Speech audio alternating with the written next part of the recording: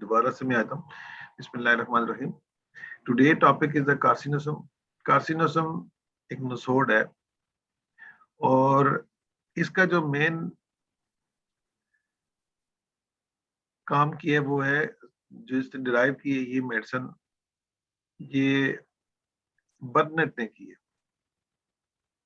और इसकी प्रिपरेशन की है बर्नेट ने। उसके बाद मुख्तलिफ लोगों ने काम किया है, वितालकस ने काम किया है और क्लार्क ने काम किया इस पे।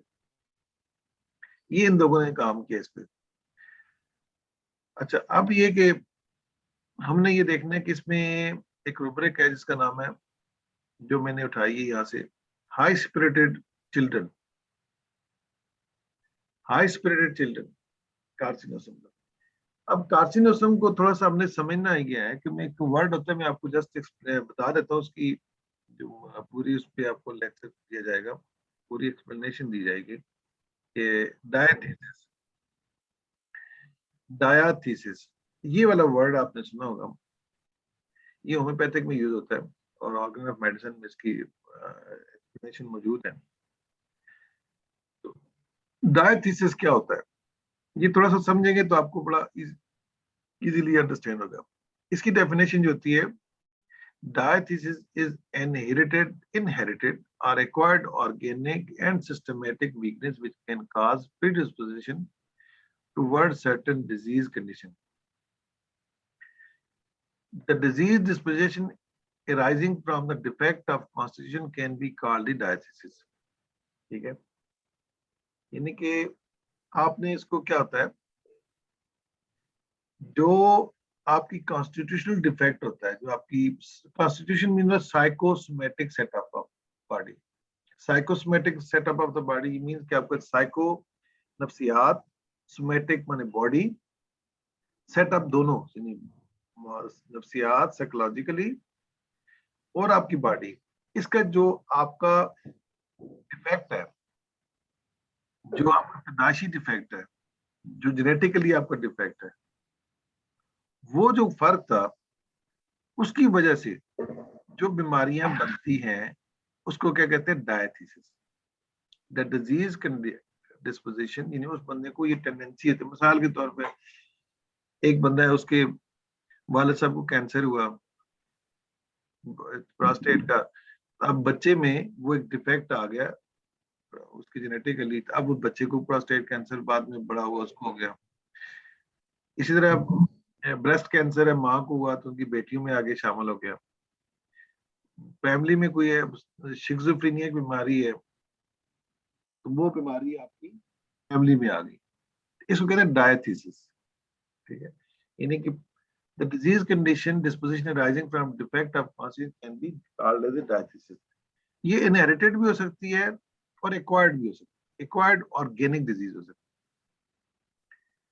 और systematic weakness which cause predisposition towards certain disease, यानी कि वो जिस तरह बंदा आस्ते आस्ते वीकनेस फील करना शुरू कर देता है तो वो किसी डिजीज की राइजिंग होना शुरू हो जाती है, तो ये एक्वायर्ड भी आ सकती है, जरूरी नहीं कि आपकी वहां से, लेकिन ये इसको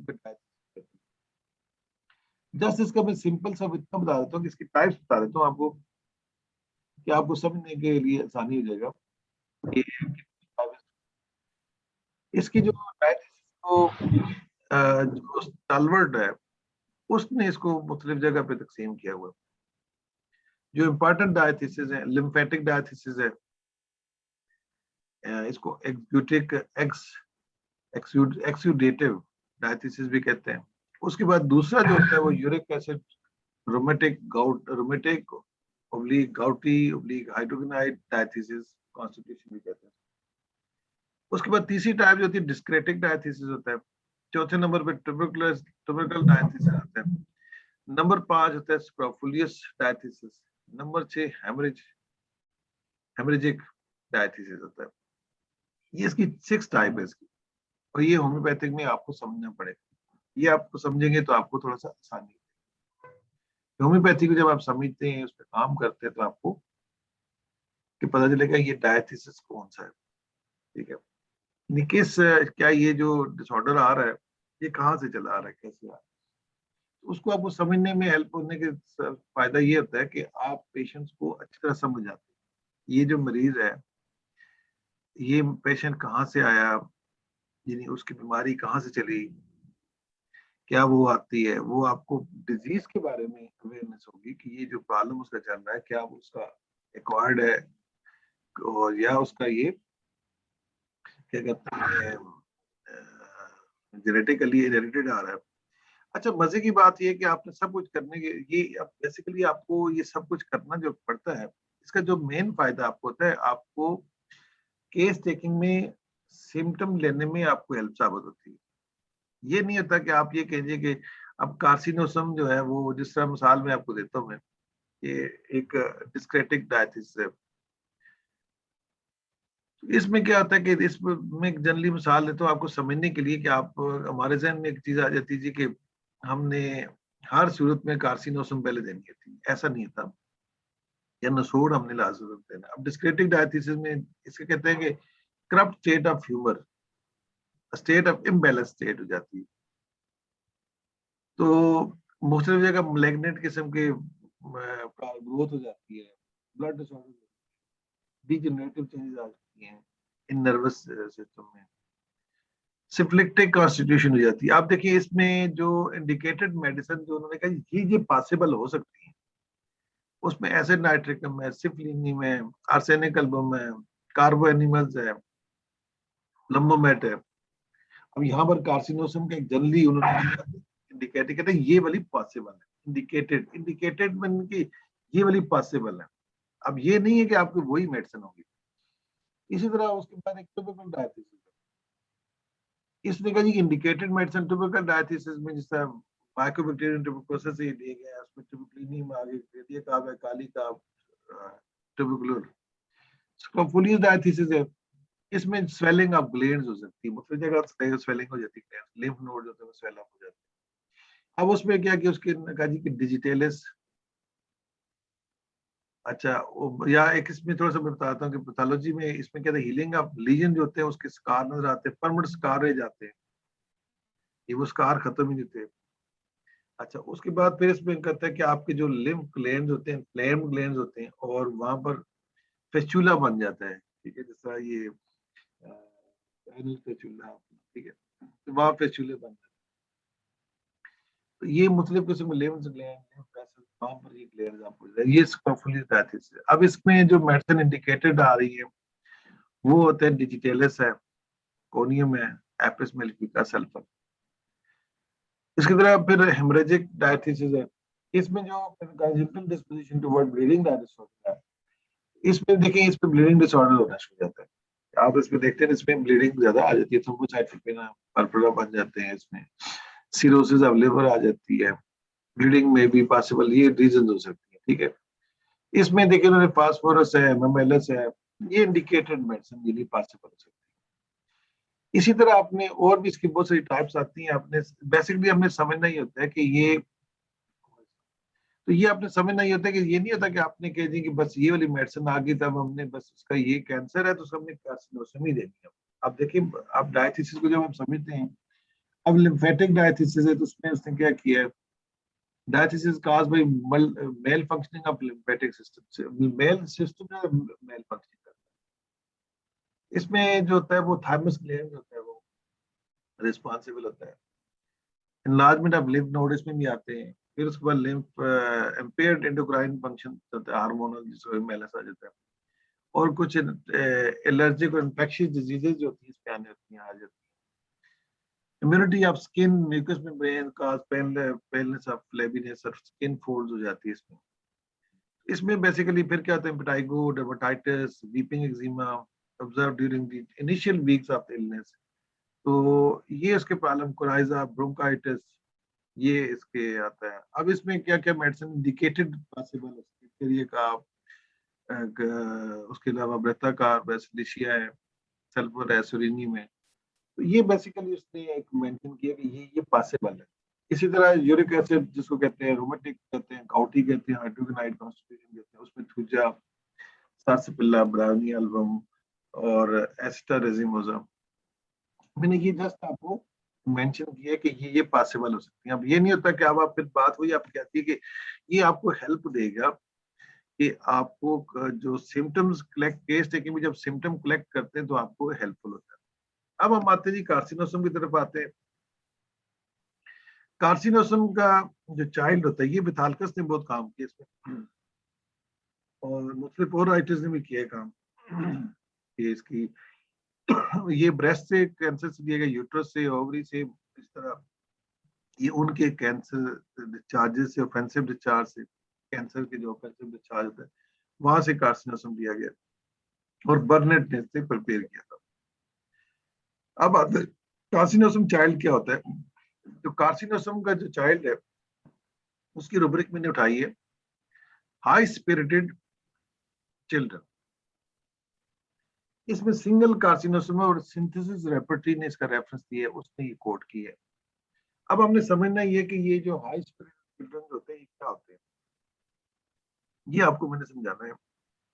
अब जब आपने ये चीज समझ ली कि हाई स्पिरिटेड चिल्ड्रन क्या होते हैं, तो उससे पहले फिर आपको समझना पड़ेगा कि हाई स्पिरिटेड होता है वो क्या चीज होती है, कि हमें ये तो पता चले कि स्पिरिटेड का जो मतलब है वो क्या है, यानी हम क्यों वर्ड यूज करते हैं कि हाई स्पिरिटेड। ठीक है, तो ये आपको सबसे पहले आपको स्पिरिटेड का मीनिंग समझना चाहिए कि स्पिरिटेड का मतलब क्या होता है, कि ताकि हम किसी भी चीज में जाते हैं कि वो जो मतलब होता है वो कितना इम्पोर्टेंट है।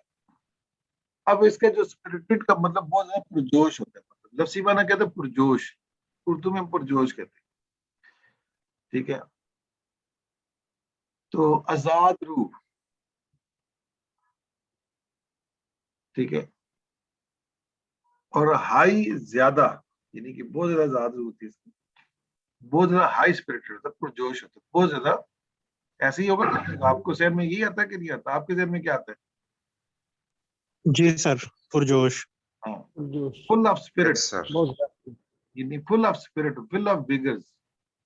ठीक है, तो ये होगा full of spirit, full of विगर्स होगा। ठीक है, अब ये इसका लफ्सी माना। जब भी किसी लफ्ज को आप समझते हैं ना तो उसका यानी कि ये बहुत ज्यादा पुरजोश होगा, बहुत ज्यादा एक्सप्रेसिव होगा, बहुत ज्यादा हाई स्पिरिट, यानी कि बहुत ज्यादा आगे आगे होगा ना हर चीज में। अब आपको बलबला देखिए कह सकेंगे, जी, पुरजोश बलबला। हाँ पुरजोश, ठीक है। अब ये वाला आपने बात समझनी है कि ये है। अब उसके अंदर अब जाहिर है कि आपने पुरजोश का लफ्ज तो चूंकि ऐसा लफ्ज है कि ये बहुत जनरलाइज वर्ड आ जाता है, हाई स्पिरिट आ जाता है। अब हमने समझना ये है कि हाई स्पिरिटेड को की आखिर डेफिनेटली कोई खूबियां होगी ना, ताकि उसको जब अप्लाई करें तब पुरजोश और मखा लगे चीरफुल आ जाता है, तो क्या ये चीरफुल बच्चा होगा? ऐसा तो हमें फिर समझने में प्रॉब्लम होगा। हमें इसको समझना ये है कि पुरजोश बच्चा यानी हाई स्पिरिटेड, उसके अंदर हाई स्पिरिट बहुत ज्यादा तेज, यानी कोई भी काम करने में, किसी चीज में, हर चीजों में बहुत ज्यादा पेश पेश, तो एक्टिविटी में, चीजों को समझने में, देखने में, परखने में, बात करने में, इमोशन में, एवरीथिंग में वो आगे, फिर हर चीज में आगे होगा। तो वो कौन कौन सी खूबियां हैं जिसको हमने समझना है कार्सिनोसम के बारे में, जो हमारी रिसर्च बेस है, जिस पे ऑलरेडी हमारा काम किया हुआ है, ताकि उसके नजर से हम देखेंगे तो हमारे लिए, क्योंकि वैसे जनरलाइज हम देखेंगे तो हमारे लिए प्रॉब्लम बन जाता है। अगर हम किसी चीज की डेफिनेशन या अंडरस्टैंडिंग एज ए जनरलाइज हम करते हैं तो उसको हम होम्योपैथी में अप्लाई इसलिए नहीं कर पाते कि जो हमारी होम्योपैथी में प्रूविंग की गई है, जो सिम्टम्स हमारे पास डिराइव देखे गए हैं, वो हमारे लिए एप्लीकेबल होंगे। अगर एक लफ्ज की डेफिनेशन में ज़ाहिर मुख्तलिफ साइंटिस्ट ने जो आते हैं अपना हाई स्पिरिटेड चिल्ड्रन है, उन्होंने मुख्तलिफ राइटर्स ने मुख्तलिफ किस्म की डेफिनेशन, अगर आप उन डेफिनेशन में जाते हैं, मतलब अगर एक राइटर है उन्होंने काम किया जी कि हाई स्पिरिटेड रिसर्च किए जी कि ये बच्चे जो होते हैं हाई स्पिरिटेड होते हैं, अगर हम उसको उस एंगल से पढ़ना शुरू करेंगे, उसका हमें नेगेटिव इम्पैक्ट ये पड़ता है कि वो चीजें नो डाउट की एग्जिस्ट कर रही हैं, नो डाउट की राइट है, लेकिन हमें बेसिकली हमें थोड़ा सा लिमिटेड होना पड़ेगा। हमें प्रिसाइज होना पड़ता है। प्रिसाइज क्यों होना पड़ता है कि जो प्रूविंग, जो सिम्टम्स होम्योपैथी ने डिराइव किए, जिसने होम्योपैथी में काम किया हुआ ऑलरेडी, जिसमें साइंस ने क्या किया है कि ऑलरेडी हमारे पास सिम्टम डिराइव्ड हुए हैं, अगर वो चीजें हम नहीं देखेंगे तो उसके बगैर हमें प्रॉब्लम होगा। तो सो हमें करना क्या होगा कि होम्योपैथिकली जिस पे प्रूविंग हो चुकी है वो सिम्टम्स पे फोकस करना। तो उसके लिए जो फोकस करने वाले सिम्टम्स है, अगर हम उनको अब देखें, वो सिम्टम ये है कि इसको जब आपने समझना है तो हाई स्पीड को समझने के लिए हमारे लिए क्या चीजें जरूरी आ जाती हैं। सबसे पहले आ जाता है जी कि इसमें कुछ ट्रेड्स है, कुछ कैरेक्टरिस्टिक, कुछ खूबियां है इसकी। आप किसी चीज को एक्सप्लेन करते हैं ना, उसकी कुछ खूबियां, ट्रेड्स, वो आप समझते हैं, फिर आपको समझ आती है। Number 1, intensity. नंबर 1, जब आप हाई स्पीड को समझते हैं, इसके अंदर समझते हैं इंटेंसिटी। अब इंटेंसिटी क्या होती है? इंटेंसिटी जो होती है, ये होती है बेसिकली, ये बहुत ज्यादा टेम्परामेंटल होती है, यानी कि आप किसी चीज में बहुत ज्यादा शिद्दत होती है, शिद्दत होती है, ठीक है। इसको उर्दू में कहेंगे शिद्दत होती है। एक्सट्रीम किस्म की देखें, इसमें स्ट्रेंथ होगी, फोर्स होगी, एनर्जी फीलिंग होगी, ज्यादा होगी। इंटेंसिटी यानी शिद्दत से, गुस्सा भी आएगा शिद्दत से, प्यार भी करेगा शिद्दत से, इसके अलावा मतलब जो जो करेगा उसमें शिद्दत होगी, और इसमें जो काम भी करेगा शिद्दत से करेगा, हर चीज में इंटेंसिटी होगी। अब आपको बात समझ आइए, यानी जो भी इसकी, चाहे वो फोर्स है, चाहे Yes. वो काम है, जो उसमें इंटेंसिटी होगी, यानी वो शिद्दत होगी। अब शिद्दत को थोड़ा सा जोर मिसाल देता हूँ मैं, आप ना मिसाल के तौर पे, आप किसी चीज को पकड़ते हैं ना ऐसे, एक होता है बहुत ज्यादा जोर होना। मिसाल के तौर पे मैं अभी बताता हूँ, मेरे सामने कोई बंदा ऐसा मुझसे मारे तो मतलब अजीज साहब भी बेचारे मारे लग रहे हैं, मैं दोनों बराबर। तो अजीज साहब को मैं ना ऐसे जफी डालता हूँ, सारी जगह मैं जफी डालूंगा ना ऐसे तो, मतलब ज्यादा जोर लगाने जरूरी नहीं, जोर तो सारा के हाथों में आता है, लेकिन अब बच्चा क्या करेगा, बच्चा ऐसे पकड़े नहीं, शिद्दत से, क्या होगा, इंटेंसिटी होगी। नंबर 1। दूसरे नंबर में छोटी बच्ची है कोई, उसके कान छिदवाते हैं, ठीक है। अब कान छिदवाने में जाहिर है तो वो होगा तो जरूर ना, दर्द होता ना, क्या होता है कि नहीं होता, या नाक छिदवा रहे हैं, तो उसने पता क्या करना है, उसने चीख मारनी है, नीचे तक आवाज आएगी, पूरे मोहल्ले में आवाज आएगी। उसकी आवाज कहां तक जाएगी, पूरा मोहल्ला सुनेगा, पूरा क्लिनिक में, पूरा क्लिनिक सारा उठ जाएगा, किसी की आज कान छिद रहे हैं। इसके अंदर क्या होगी, ये उसके अंदर जो शोर किया है ना उसने, उसका शोर कहां तक जाएगा, बहुत दूर तक जाएगा। इंटेंसिटी, ये शोर भी किया तो शिद्दत से, चीख भी मारी शिद्दत से, गुस्सा किया तो गुस्सा भी किया शिद्दत से, पता चले कि गुस्सा हो रहा है।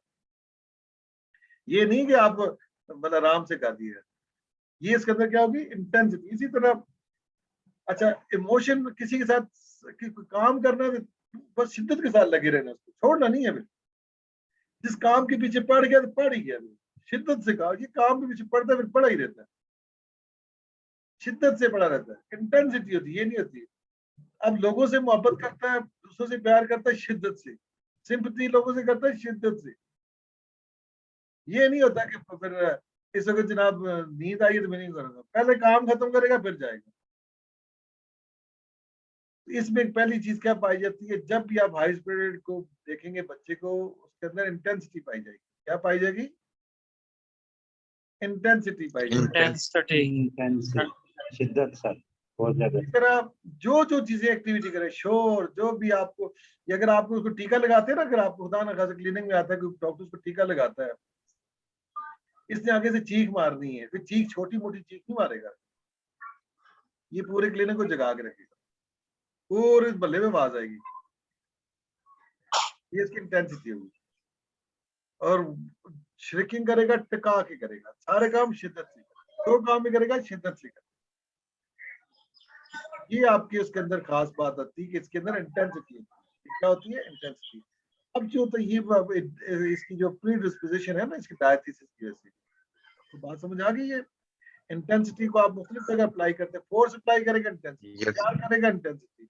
अब ये जो चीजें इसके अंदर आ जाती है इंटेंसिटी, अब गुस्सा आएगा destroy thing with tendency children, चीज आएगा टका के, अब चीजों को सही तोड़ ताड़ की शिद्दत से, ये नहीं होता कि आपको एक होता है रुब्रिक होती है डिस्ट्रक्टिवनेस या थ्रोइंग थिंग्स, चीजें फेंक देता है, इसने उठा के फेंकना है कोई चीज सारी तोड़ दी, इसने फॉर आपने ना मोबाइल, गुस्सा आ गया इसमें, मोबाइल पे गुस्सा आ गया, गुस्सा आ गया, इस मोबाइल की चींदरे मीतरे निकाल दे इससे,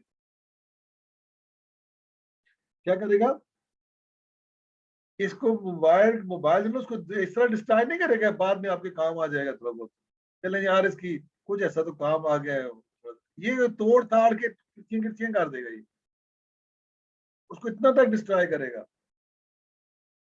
बात समझ आई कि नहीं आई? कितनी मजे की बात Yes, है, sir. आपको मजा ही नहीं आ रहा है। Yes, sir. Yes, Yes, sir. sir. अच्छा, नहीं सर, ये सर टूटेगा ये आज आप उसके सर नेगेटिव ट्रेड्स बता रहे हैं ना, कल हाँ, आपने पॉजिटिव बताए थे यस्टरडे, जी जी। तो आज टुडे आप उसके पॉजिटिव नेगेटिव ट्रेड्स बता रहे हैं ना, अब हाई देख, स्पिरिटेड। अब देख कितने मजे की बात है, आपके पास बच्चा आया, वो कहते जी कि इसको गुस्सा आता है, मोबाइल तोड़ता है, फिर मोबाइल ये नहीं खाली इसने तोड़ा ही है, मोबाइल की किरचियां निकाल दी है। क्या मजे की बात है। देखें यार, अगर आपने बैकग्राउंड पढ़ा हुआ है तो आपके जहन में कासिम नसम आ गई कि नहीं आ गई? ये नहीं, शिद्दत पसंद है, शिद्दत है, ये बिल्कुल आएगी सर। शिद्दत आ गई। और शिद्दत छोटी मोटी, टीवी तोड़ी है उसने, ये नहीं कि स्क्रीन पे मारा, स्क्रीन तोड़ दी, टीवी की किरचियां निकालेगा ये, ताकि वो फिर पता चले कि ये होती क्या है, टीवी तोड़ना क्या होता है, ये शिद्दत से करेगा। ये नहीं होगा कि आपकी एक थोड़ा मार के, ये कुछ चीज मारी है ना इसने, कुछ चीज मारी है, आप बस काफी होगी नहीं, ये फिर उसकी किरचियां करके तब छोड़ेगा। ये होगा तो इसके अंदर इसकी रूब्रिक क्या है? Anger destroy things with tendency to children intensity. देखिए अब वो अच्छा गुस्सा आ गया है, साहब है ना, शिद्दत शिद्दत इंटेंसिटी जो होगी, काजलेस, कोई वजह ही नहीं है। ये कैप्रिशियस बच्चा ना, तो कैप्रिशियस चिल्ड्रन है ये, मन मोजी है। अब गुस्सा आ गया, मर्जी का मालिक है साहब, गुस्सा आ गया, फिर ऐसा आ गया, फिर गुस्सा कितना ज्यादा आ गया, ये उसकी इंटेंसिटी है। उसकी वजह ये है कि ये बच्चा जो बच्चा कैप्रिशियस चिल्ड्रन, सिर्फ only one medicine in the whole material medicals of the homeopathic, सिर्फ कैप्रिशियस मन मोजी बच्चा सिर्फ एक ही है, और वो है कार्सिनोसम का बच्चा। बाकी बड़ों में आती है, लेकिन बच्चों में कैप्रिशियस एक ही बच्चा है। मन मोजी है ना, जब गुस्सा है, मर्जी का मालिक है, मूड नहीं है साहब का। तो इरिटेबिलिटी वायलेंट चिल्ड्रन, इसमें जो इरिटेबिलिटी वायलेंट का मतलब होता है कि बस हाथापाई तक नौबत आ जाती है, उसमें भी शिद्दत होगी। ये नहीं होगा कि प्यार से जाके करेगा, नहीं, ये तो वायलेंट होगा। ये बच्चा वायलेंट, अनकंट्रोल। हाँ, वायलेंट अनकंट्रोल। उसके बाद responsibility, taking responsibility too seriously children in, अगर इसके अंदर जिम्मेदारी डाल जाते हैं, जिम्मेदारी, वो इतनी, फिर इतना जिम्मेदार होगा, उसमें भी शिद्दत होगी। मिसाल के तौर पे आप उसे कहते हैं कि बेटा आपने ना ये काम करना है, ये छोटे मोटे घरों में छोटे मोटे काम होते हैं, आपका 7 साल का 8-10 साल का बच्चा है, कहते हैं यार बाइक साफ कर दो या गाड़ी के अंदर सिखा दो, मतलब घर के छोटे मोटे काम ये जो करते हैं, उसने पूरी जिम्मेदारी के साथ उस वक्त तक रेस्ट नहीं करेगा जब तक वो काम पूरा नहीं होगा। यानी उसने जो काम करना है फिर दिल लगा के शिद्दत से करना, इंटेंसिटी, वो उसने अपने आप को खत्म कर देना पर वो काम खत्म, ये उसकी जिम्मेदारी जो आपने डाली, फुल जिम्मेदारी होगा। उसने सेंसिटिव म्यूजिक टू चिल्ड्रन, अब जाहिर है कि वो म्यूजिक से सेंसिटिव है, फिर अब इतना सेंसिटिव है कि म्यूजिक से सेंसिटिव हो गया, तो ये उसकी शिद्दत है, शिद्दत तक सेंसिटिव है। इसका वीपिंग चिल्ड्रन इन बेबीज बात फ्रॉम बर्थ, जेलसी, जेलसी इसके अंदर आती है, रोता है फिर टका टका के रोता है। ये भी नहीं होगा कि आप इसकी जेलसी इसके अंदर, दूसरे बेबी के अंदर, इसके अंदर मैं कहता 2 में सिर्फ कार्सिनोसम सिम्प्लिसिटी है। आपके घर में दूसरा बच्चा पैदा होगा, weeping children babies birth from birth on, दूसरे बच्चे की बर्थ पे ये क्या करता है, रोता ही है। इसके आगे एक रुब्रिक है, जेलसी वाली रुब्रिक है, वो मैंने शायद डाली कि नहीं, वो भी इसके अंदर है।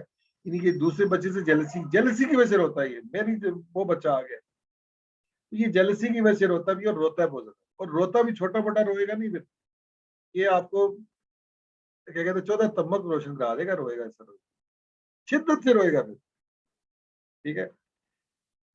Shaking children sleep during dreams from disturbing, अब ये रात को ये ड्रीम डिस्टर्बिंग ड्रीम में ये रोएगा, वहां पर भी ये चीखेगा, छोटा मोटा चीखेगा नहीं, वहां भी आपको फील हो जाएगा। ये इसकी इंटेंसिटी थी। जब आप किसी भी चीज में, आप किसी चीज में बहुत इंटेंसिटी देखें तो आप समझ जाएंगे ये इसका जो क्या कहते हैं, ये हाई स्पिरिटेड चिल्ड्रन में पुरजोश चिल्ड्रन है। पुरजोश हर जगह अप्लाई करें ना, पॉजिटिव काम में अप्लाई करें, नेगेटिव में अप्लाई, ठीक है। उसके बाद फिर आज दूसरी बात इसमें आ जाती है कि परसिस्टेंस। परसिस्टेंट का मतलब किसी चीज के साथ स्टिक रहना, नथी रहना, जो भी आप काम करते हैं, जो चीजें करते हैं उनके साथ अटैच रहना, परसिस्टेंस कहते हैं, ठीक है। तो ये परसिस्टेंस होता है। अब परसिस्टेंस में आप थोड़ा सा बताता हूँ कि किन चीजों के साथ ये करता है। ये एक रूब्रिक, इसकी रूब्रिक मैंने मेंशन की, delusion, imagination, standing bye oneself.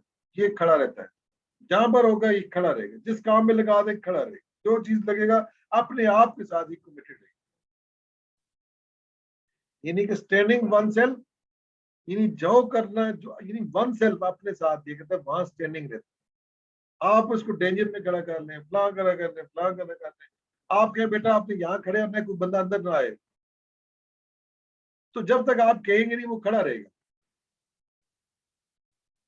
ये नहीं होगा कि अंधेरा हो गया तो आप मिसाल के तौर पे जल्दी बताता हूँ, आप उस बच्चे को कहते हैं बेटा आपने यहाँ खड़े होना है, किसी बंदे को अंदर नहीं आने देना, और वहां पर अंधेरा हो गया, बारिश लग गई है, ये फिर अंदर नहीं आएगा जब तक वो काम खत्म नहीं हुआ।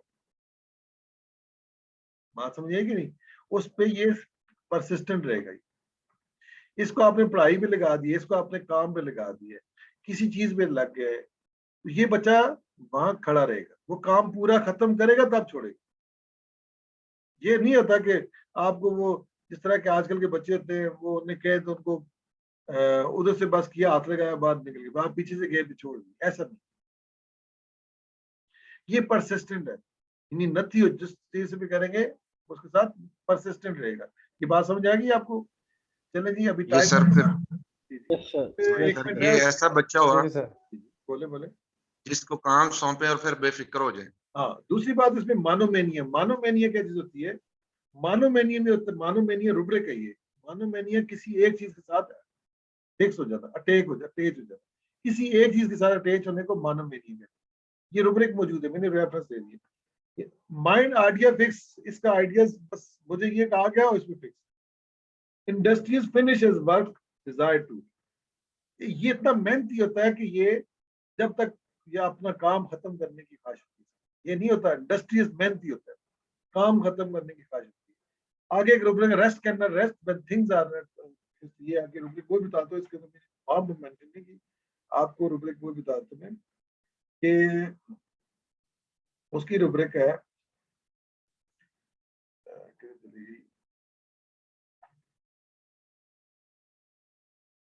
रेस्ट करना, rest when things are not in the proper place, ये रुब्रिक भी है।